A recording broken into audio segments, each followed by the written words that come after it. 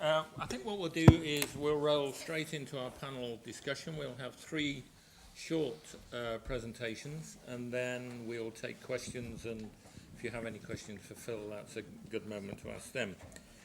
So we'll begin with a presentation from Bridgeport by Jonathan Watson.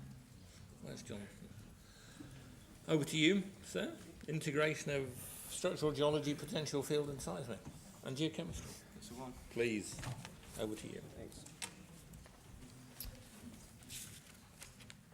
Right. Okay, thank you, David. Now, I know there's been a couple of talks already by Catherine and by Darren on potential field, but what I'm hoping to show here relatively quickly in 10 minutes is some examples of how we integrate that data and deliver products to effectively you guys, the oil companies, that feed right into your exploration needs.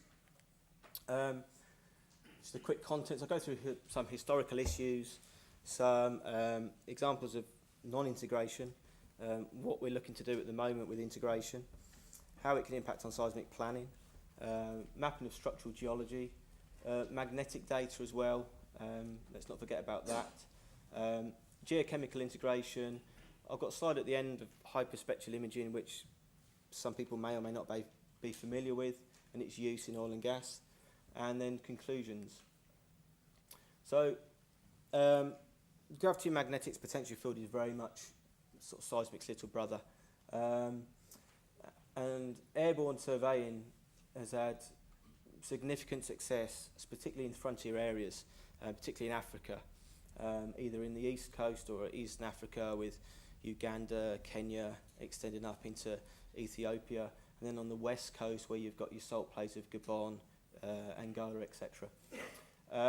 However, integration of all the available data sets is key. Now, I can't guess historically, although hopefully the GravMag community are trying to change this, it's very much been seen as a regional tool. And that still stands. It's still a very good, useful data set if you're looking at a big regional area with little other information exploration done. Also, generally, I think it's fair to say within all companies, the experience of potential fields is relatively limited. Seismic, again, is what everyone knows, what everyone uses, what everyone understands. And it's the potential field is generally the expertise within companies such as GTEC, ArcX, ourselves, and so forth, CGG. And also with potential field data, there's always a question mark about non-uniqueness. And then that leads to uncertainty. And just an example of what I mean by that is if you take a gravity response, you can have exactly the same gravity response which gives, or can be generated by two different sets of geology. And the question is, which is the correct model? Now, I'd like to think that with a bit of integration, with a bit of working together, a bit of involvement between the seismic guys, the geochemist, and the potential field guys, and also with a bit of common sense, we can certainly limit the non-uniqueness and get to a set of constrained models. So, is GravMag or potential field data underused? Quite often I hear the quote, well, we've applied gravity magnetics, but we've not really done that much with it. And I don't really understand how useful it is to my exploration. And I think from our point of, from the GravMag community's point of view, it's fair to say that in the past we've been guilty of not necessarily supplying products and deliverables that slot directly into what the oil companies need. And also given the accelerated timelines that people tend to work to, especially with an exploration stage, and with the limited experience and time to do this, people tend to, it just gets pushed to one side, and seismic and the interpretation of that is the main goal. So what I think we need to do as the potential field industry is effectively try and become part of the exploration team and working together to deliver things on time and products that are needed as the workflow and the exploration progresses. Also, I think in the past it's been fair that when there hasn't been that much integration and products that have been delivered are more geophysical rather than geological models, and again that just doesn't tie into what most people use in oil companies. And effectively, to sum it up, if it's not properly presented, then arguably it's undervalued. So, sorry, I've just talked through all that. Go to the next one.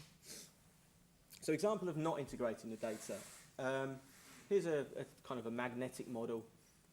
You've got the two profiles above, which actually show you're getting a good fit between the magnetics, but it's just two kind of blocks. It's not geological. It's not necessarily all that meaningful.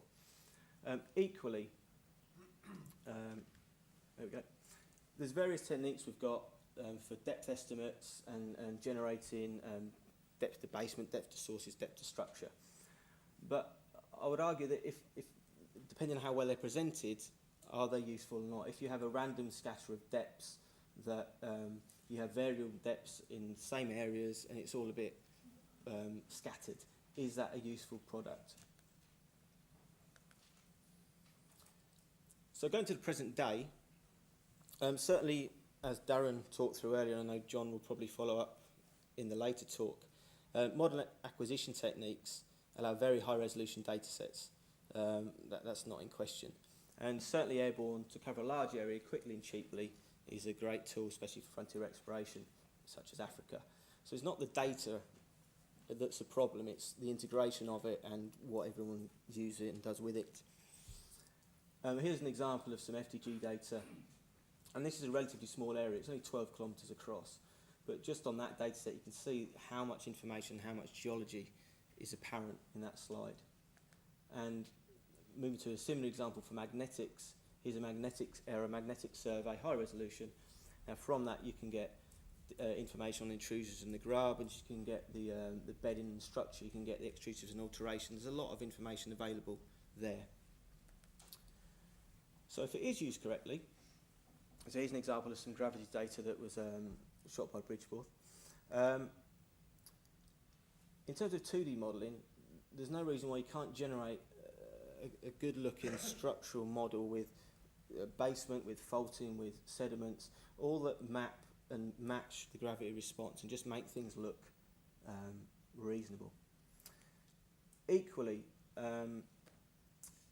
if you're generating depth estimates, if you're generating products, let's turn them into surfaces. Here we've got a depth to basement surface over that area. If you've got a depth to basement surface that's a grid, that's that can be exported into any format, that can effectively go straight into Petrel, straight into Kingdom. It's something that's useful to the oil companies and to the oil and gas, and whether that's used for basin modelling, for volumetrics, whatever. So, integration with seismic data. So, often used as a precursor to seismic acquisition, particularly in Africa, and we're always talking about frontier areas in Africa. Also, logistically and security issues mean that if you can get in quickly and easily with a small airborne team prior to going in with a large seismic crew, then that's a definite advantage. And I'd actually argue that assisting in that seismic planning at the very early stage is from a cost logistic point of view as important as the products that come out at the end of a kind of a lengthy geophysical, geological project. And just as it's a very ballpark figure, but you can say a typical airborne gravity magnetic survey could have the cost equivalent of 70 kilometres of 2D land seismic. So cost-wise, it's cheap. Just an example of that, if you take a kind of a very standard, regular 2D seismic layout, and then put the gravity data over the top. If you didn't have that gravity data, then effectively that's what you get back. That's all your layout. Now the question would be, if you had that data prior to planning that survey, and you took the same line kilometrage, you could actually orientate your seismic in a much more efficient, much more better manner, targeting your structures and your basins. So moving on to seismic, this is a line from East Africa. What you can see here is no, what have I done? There we go. Right, typical sort of basin with a structure in the centre. And if we overlay the gravity over the top, you can see that it all ties in reasonably well. As on a growth scale, it's showing you what you'd expect to see.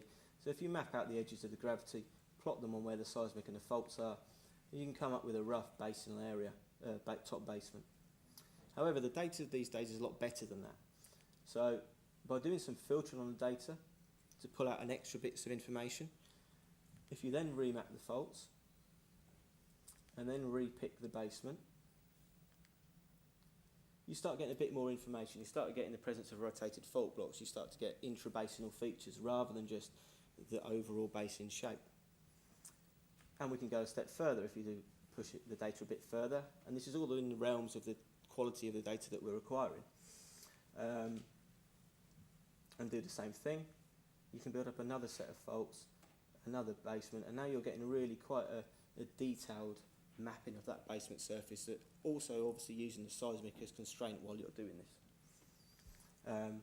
You put some fault blocks in, and you're getting towards I think anyway, a nice looking geological model that's using the gravity and the seismic and coming up with a genuinely useful product. Another example of this in terms of structural geology, surface geology, here we have a map with some surface geology and some surface faulting. Now if we overlay the gravity data, underlay the gravity data with that, you can see straight away there's a nice correlation between the gravity data and the faults that they mapped at surface. Obviously with the gravity data there, we can go through and do a gravity-derived fault mapping and come up with a much more detailed and much more complete set of faults and images over that data. It's another example of that. So the previous example was more of a rifted basin. This is now a thrust front. So here we have, from seismic data, a map set of thrusts. This is an FTG data set that we worked on over the area, and effectively the reds on there are the thrust fronts, the higher density units as they're pushed forward. And just flicking between the two, you can see there's such a extra amount of information there. You can go through and just on a first pass pick out where the main thrusts are and how they do or don't tie in with the previous interpretation. But again, you can go a step further, and we ended up coming with a very detailed map showing the major thrusts, the minor thrusts, the offsets, the lateral ramps, there's synclines, anticlines. There's a lot of information there if it's used correctly. Magnetic data, I guess the talks generally today, Darren's on the Falcon system as gravity-based, but magnetics is still a useful data set. This map here shows a map that effectively targets shallow volcanics.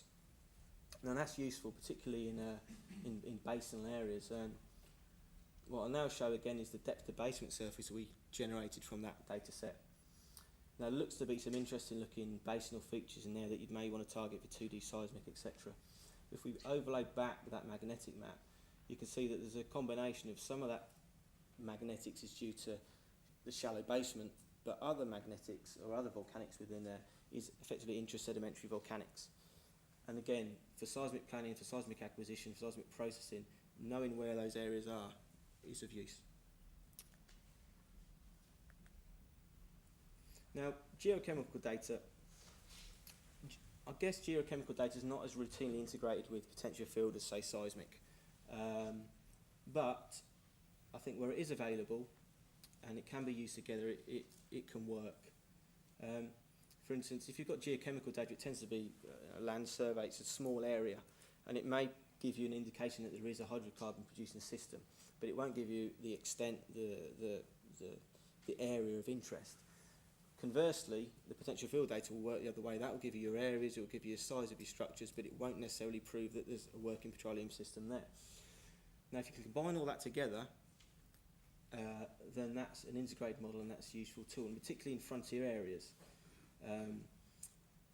In terms of having that integrated product for companies looking for exploration funding, for farming, to CPRs, that's all important information that can go forward. There's an example here I've got of where we did have that kind of information where, again, this is a thrusted area. This is a surface derived from gravity, and the red blobs on there are effectively anticlinal structures of interest for effectively shallow drilling. And the markers on there, which are actually surface oil seeps. So there's quite a nice correlation with some of the structures and the surface oil seeps. So again, going forward for drilling or further seismic, that's a useful product. Now, hyperspectral imaging is a different technique, but in terms of locating surface oil, it's something that's been used certainly routinely in environmental and mineral studies. And what it does is looks at the spectral characteristics of material at the Earth's surface. Now, whether that's vegetation, whether that's minerals, whether that's oil. Now, it's not been used that widely in oil and gas. There's certainly been some studies back in 2002 by Ellis, I think it was. But the argument is if you combine gravity, you combine magnetics, you combine hyperspectral imaging, stick it all on a single aircraft with whatever else you want to strap to the aircraft that may be of use, and do it as a multidisciplinary survey, then it's all additional information that's useful going forward.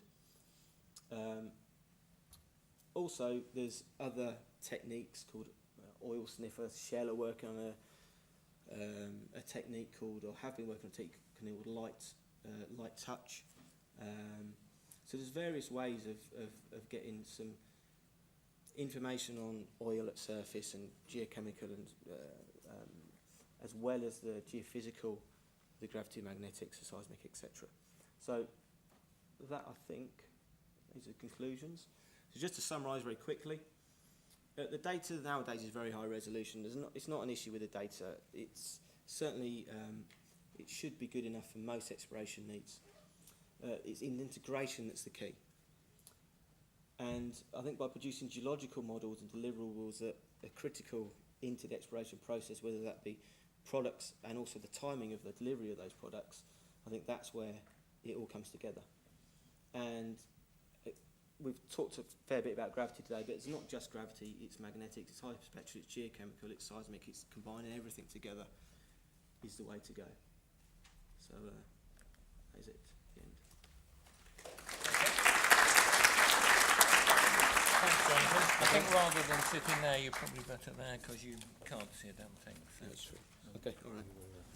Okay, the next short speaker is Anthony Franks from Mars Omega. I sort of asked Anthony a curious question, I guess, which was which African countries are going to generate some headlines in 2014? And I guess the answer to that might be any of them or all of them or some of them, no? That's the answer. Okay, Anthony, over to you.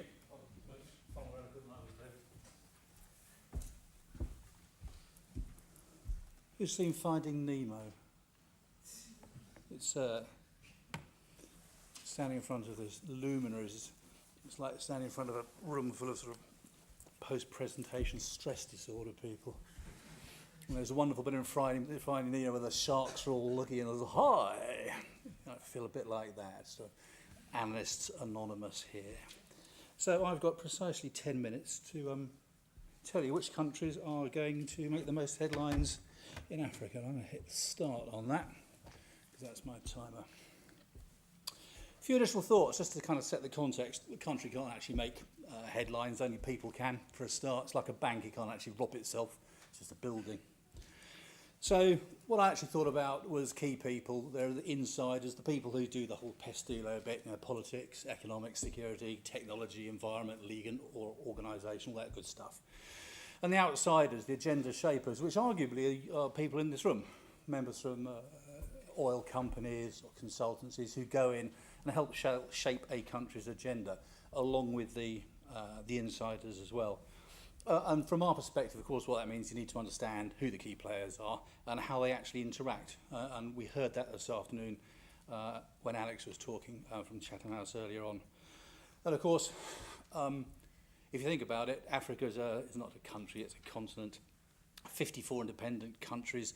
Actually trying to work out how many there were was a bit of a challenge. We actually came up, there were 55 states which are internationally recognised and members of either the African Union or the UN, or both at the same time. And I think there's 54 is what we came up with, which of course means I've only got 600 seconds to try and crank through that. And given the time pressures today, that's really sort of my conclusion at the moment. So it is going to be a bit of a rush. So we're going to whiz around the African bazaars. Okay, just set a few bits of context. We've actually spent $500 billion in terms of direct financial aid into Africa, but it's actually still saddled with debts. It's still got corruption up the yin-yang, and it's chock full of high fatality diseases. Those aren't high fatality diseases, those are in fact countries in Africa. But if you want to set those in context, those countries in Africa actually represent 9 out of the 10 poorest countries in the entire world. And if you see the figures in the brackets afterwards, those are actually annual incomes. So the poor old DRC, if you're an average citizen, if there is such a thing in the Democratic Republic of Congo, you're living on slightly less than $1 a day, which frankly isn't a whole heap when you think about the reserves they've got there. 10th from bottom was Afghanistan, so at least the bottom 9 are in good company. And of course, if you want a fairly brutal statistic, the AIDS actually wipes out about 3,000 people every day. So that's 9/11 every single day in Africa, which means about 1,500 people have died of AIDS since the delegates arrived here this morning. And of course, the diseases that I showed there on the slide are endemic. They're still there. And despite $500 billion worth of aid, they ain't going anywhere. Unfortunately, of course, in terms of the context of this talk, this is actually pretty much old news. People have compassion fatigue. They don't really care about dying Africans.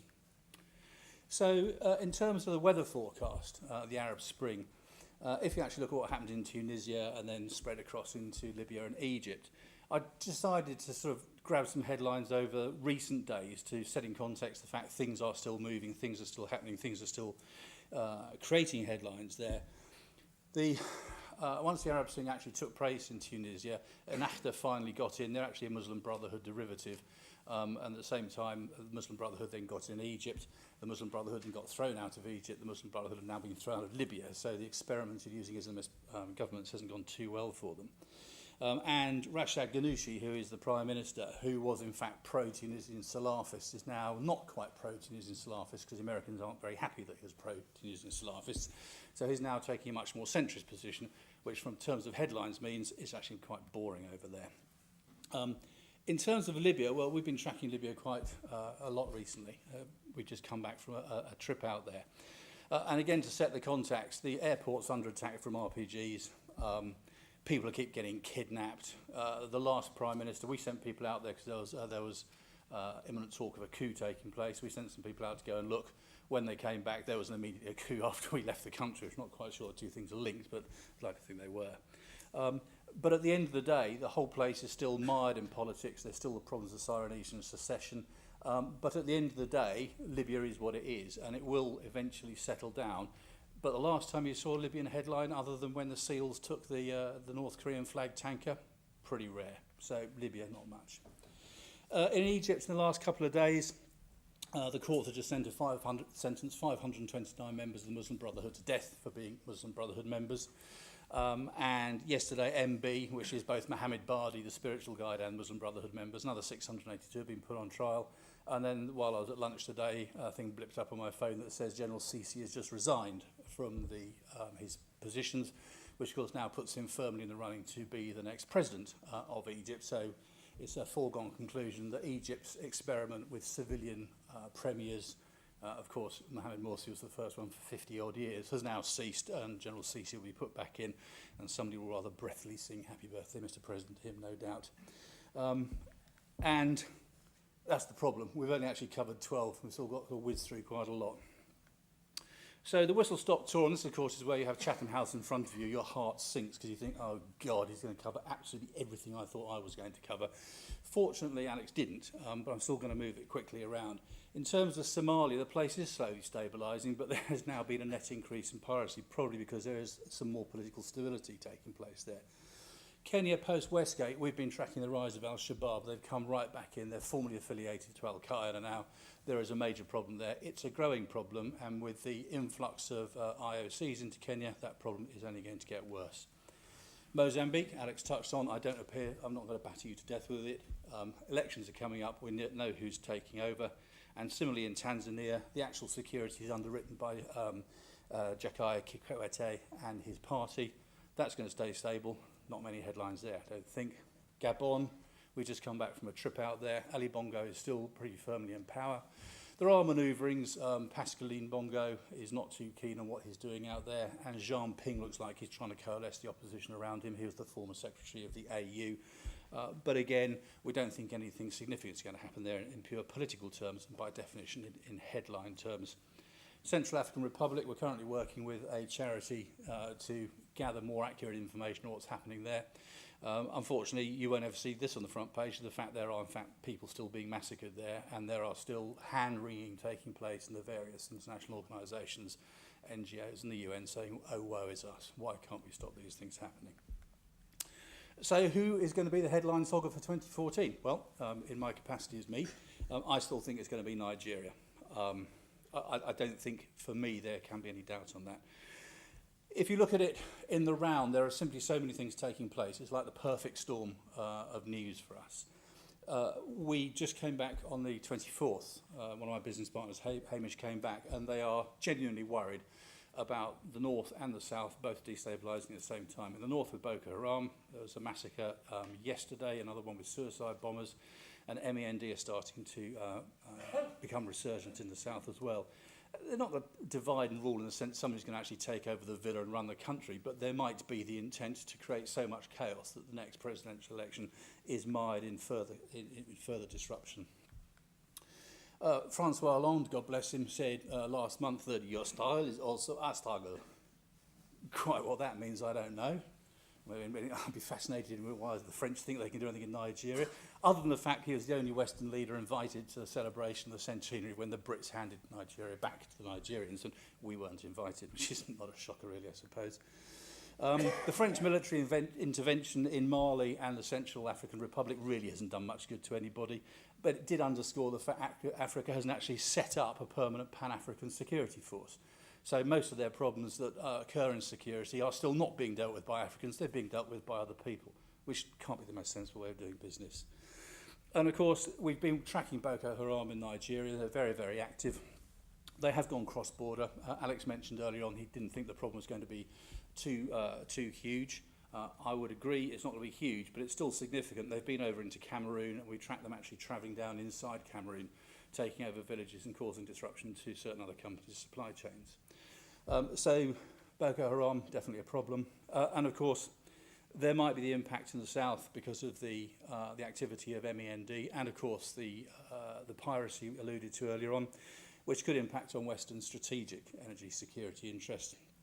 Nigeria is still, of course, the largest African oil producer. Just slightly lower volumes in Iraq. Iraq's coming in about 2.5, 2.8 million, and EIA statistics for last year was 2.3 million for Nigeria.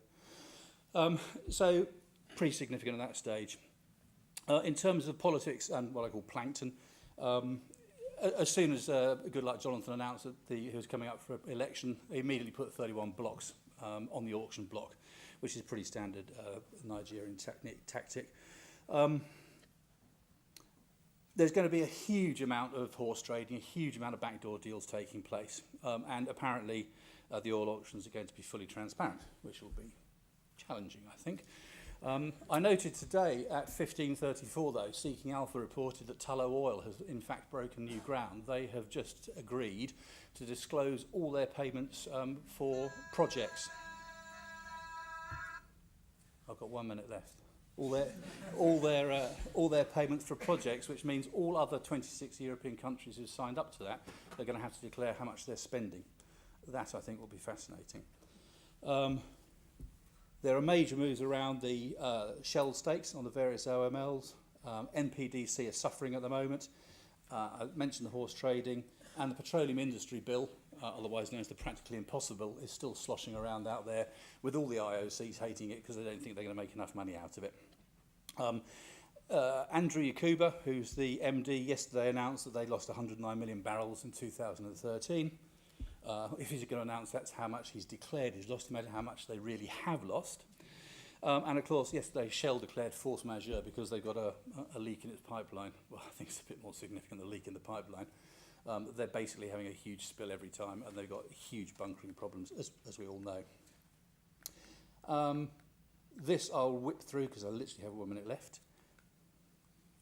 The dismissal of the central bank governor has caused huge ructions across the Western financial markets and Western financial companies as well, because it's generally accepted that Sanusi Lamido was a very good, safe pair of hands, and therefore to dismiss him for entirely spurious reasons was seen as excessive interference by politicians. but also it was seen as an attempt to remove somebody who was actually actively investigating some highly dubious transactions, both at national level and also with various companies. And I'll just leave you a couple of seconds with some quotes there just for you to read at the top. I think Lamido is potentially tilting at a political role in the future, but also I think he's setting himself up for a fall by turning around and saying, how many of them can they kill? Well, the track record is not exactly outstanding on that basis. The relevance, as far as I'm concerned, is Lamido actually comes from an extremely important royal family in the north of Nigeria. President Goodluck Jonathan actually desperately needs northern power brokers to help support his bid for the presidency next year. So you can't actually ignore or sideline Lamido. He's just too important for that. He's therefore a risk. And Lamido actually said that. So, final thoughts, 30 seconds left. Politics in Nigeria, there's going to be upcoming elections, it's going to be frantic. The economy, the impact of the oil revenue, the bunkering, it's hurting them. They're losing millions upon billions upon dollars per month. The environment is trashed in the south, in the Delta. We've just come back from a trip there, and it's not a pretty sight. The legal implications of the Practically Impossible bill is going to be fascinating to see how that plays out. In organisational terms, hugely fragile government at the moment. Technological, we're not actually sure whether an NPC can actually manage its upstream value chain at the moment. And security in terms of Boko Haram and MEND splitting the country, creating chaos, we think that's going to cause headlines as well. And it also finally struck me that it's an unfortunate acrostic, because instead of being Pestilo, if you actually read the first letters down left to right, it came out as P-lots, which was fairly apt. So I will stop there. I'm now 10 minutes. I'm very happy to take questions, but I suggest it's probably better if I do it in panel. Thank you.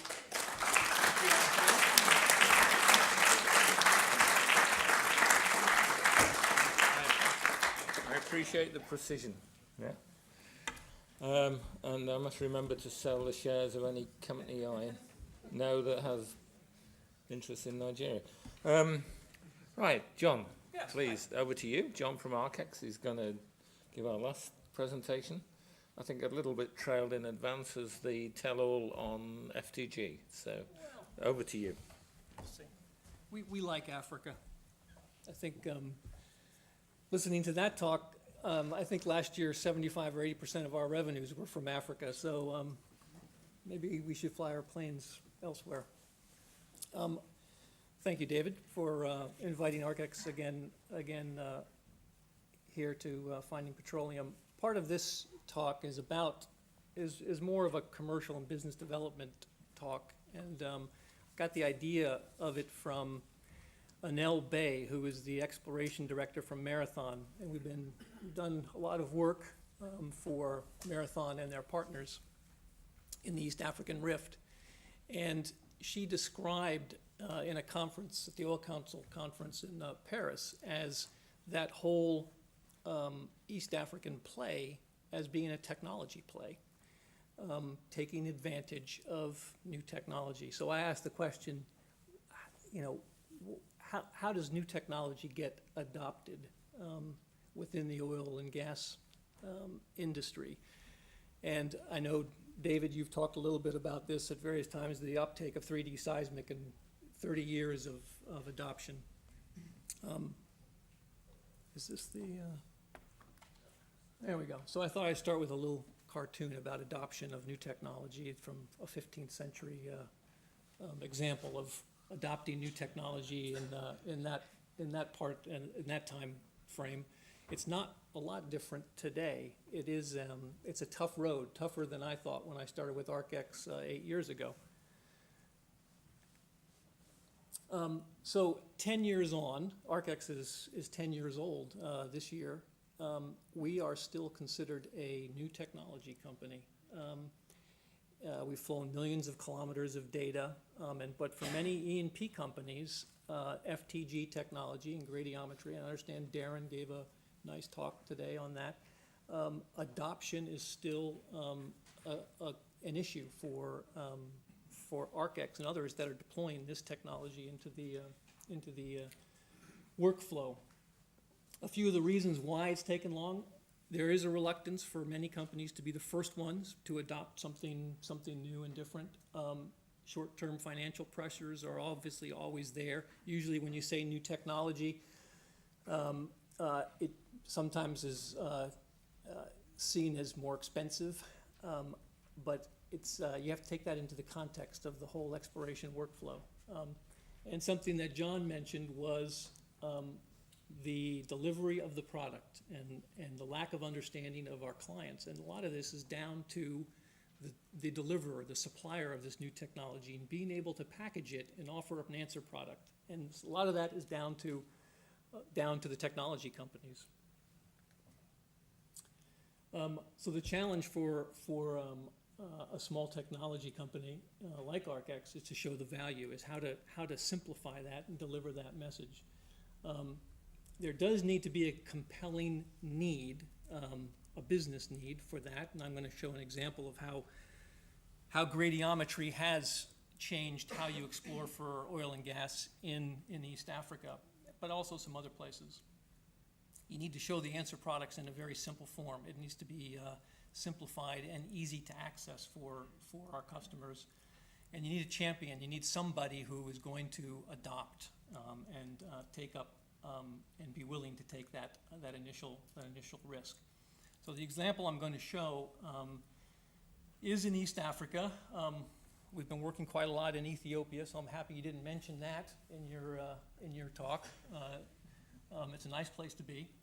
But a very large area, lots of basins to scan. The block sizes in that part of the world are 15 to 20,000 square kilometers. And the challenge is, how do you screen that in a safe, secure way, efficiently, environmentally responsibly, and also cost effectively.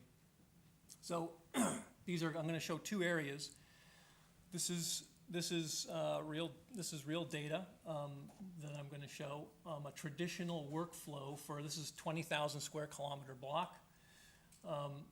A conventional or traditional way of exploring for large areas in lots of parts of Central Africa is to do some kind of remote sensing, understand where your basin is. John did a little bit of this, where you locate your small amount of 2D seismic into a large area. You do a little, even smaller amount of 3D seismic. You drill, and over the span of 5 or 6 years, which is a typical exploration license period, you would hope to be able to come to some decision on whether or not you're going to continue on with the block, whether or not you have a discovery, try and get a farm in.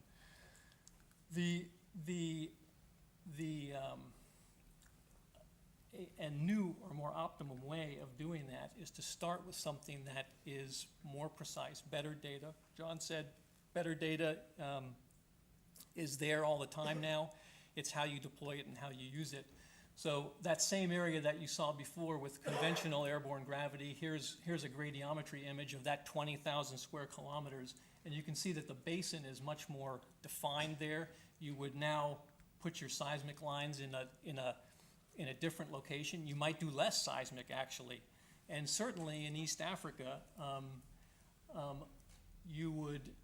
the pattern there is to even be able to drill off of full tensor gradiometry data, 2D seismic data, understand whether or not you have a discovery, and then right size your 3D seismic. And that's the workflow that is happening now in a lot of the acreage in Kenya, in Tanzania, certainly further down the rift. This is the way that you can cost effectively shorten your time to a decision point. So that's the value that new technology can bring.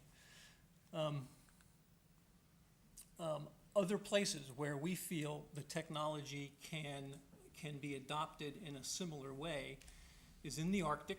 Obviously, access to the Arctic is difficult right now. Certainly, there are times of the year when you can operate there. There's an environmental issue for sure there. So we certainly feel that deploying new technology into that part of the world is a key to being able to cost effectively unlock and be very targeted in how you carry on with the technologies that you deploy after you deploy gradiometry. And the other area that we're focused on is shale gas. We're working quite a lot in the U.S. It's a different application of the technology. It's not as simple as some of the images that you've seen there in the East African Rift, but it's still surprisingly difficult to, and you would think that the U.S. is covered with good 3D seismic data, but that's just not the case, and it's more and more difficult to permit that acreage. And there are lots of areas where there are shale plays. The Marcellus is one where 3D seismic is getting harder and harder and harder to acquire, and gradiometry is being used, at least initially, in order to pattern drill, to help with the drilling locations, and also help locate the 3D seismic. So it's a few areas that ArcX are targeting for the application of the technology. And to get back to a point that John made earlier, some of the things that ArcX are working on, two particular things. One is usability of the data. How can an exploration manager who is looking at seismic is always the key to an exploration workflow. How can you use other data sets in a simple manner? Because right now it is a cumbersome application of other technologies. I think most exploration folks would agree that multiple measurements is a good thing to have, and the key is how you can do that in a simple manner. And we'll be launching some software, some interpretation software here this year that hopefully will put FTG data and other potential field data, gravity data, into a Petrel workflow where you're able to look at potential field data very easily alongside your seismic data. And that's the key, is being able to move horizons back and forth between your 3D seismic and potential field data that you have. And the other application that ArcX is working on, and it's some years away now, is the next generation technology for measuring very precisely the gravity field. ArcX has exclusivity in the next Lockheed Martin instrument, which will be 4 times better resolution than the current instrumentation.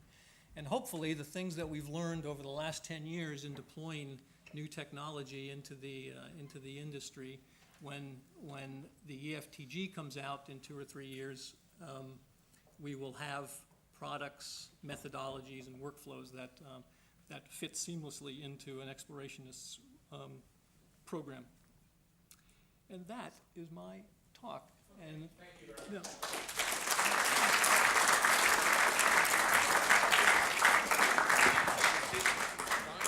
When you come up and sit down. Now, conscious of 2 things. One, it's 5 o'clock, and this is the time we promised we'd finish. And Anthony, why don't you join us? So what we'll do is, and we have the camel through the eye of the needle problem to do to get out of here before it closes at 5:30. So we'll just take 10 or 15, have a seat. 10 or 15 minutes maybe, if you have any questions. If you don't have any questions, then these guys are all moved up here for no point whatsoever. So would anybody like to lead off? Okay. Yeah, we've got one here. Yes, my question is to Anthony Franks. Who's hiding? Yes, he is indeed. My name is Kirsten.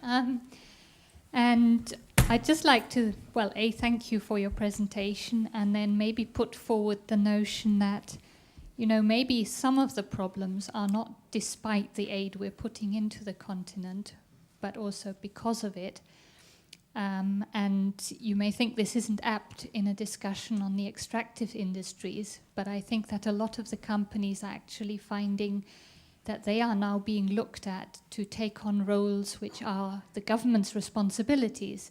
So I think maybe there are some lessons to be learned there, and possibly also an analysis of how China is going about things, who would appear to be speaking a far more eye-to-eye dialogue and in a language which would appear to be more acceptable to a lot of African leaders, because they have a very clear foreign policy which says no conditions.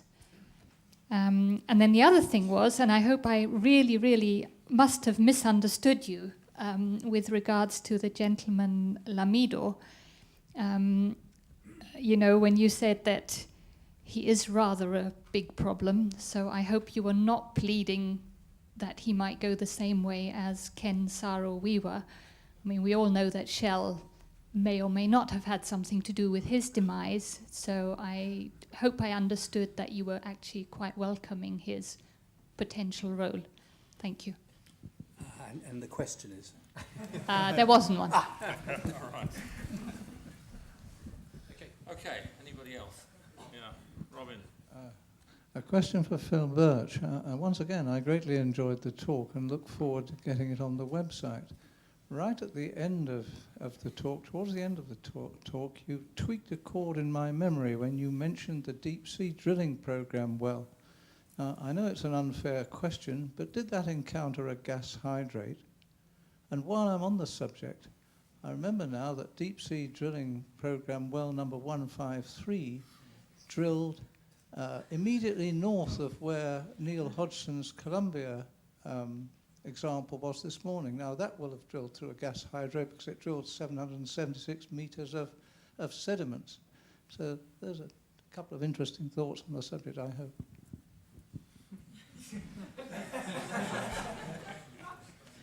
Robin, I'm astonished by your memory. I wish I could remember things with that fidelity. DSDP 367, offshore, is that the one we're talking about?